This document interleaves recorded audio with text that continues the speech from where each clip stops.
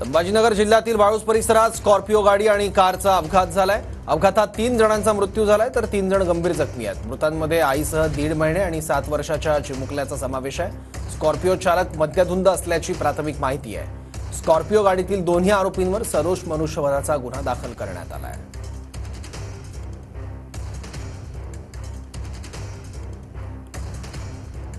वाळूज परिसरात स्कॉर्पिओ गाडी आणि कारचा अपघात झालाय। अपघाताचं हे सीसीटीव्ही फुटेज आहे।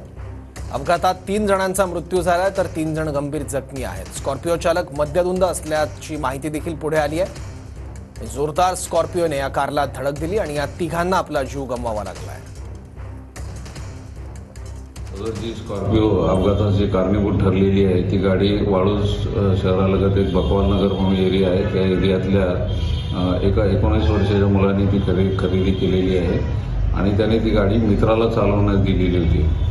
प्राथमिक माहिती अशी आहे की हे जे आहेत मुलं जाताना ते एका रेस्टॉरंटमध्ये ते दारू पिलेले होते आणि दारूच्या नशेतच हा अपघात त्याच्यामध्ये झालेला आहे। त्यामुळे या केसमध्ये आपण culpable homicide not amounting to murder 304 जे IPCचं होतं आणि जे आता BNS मध्ये 105 आहे त्या कलमानुसार गंभीर गुन्हा दाखल केलेला आहे।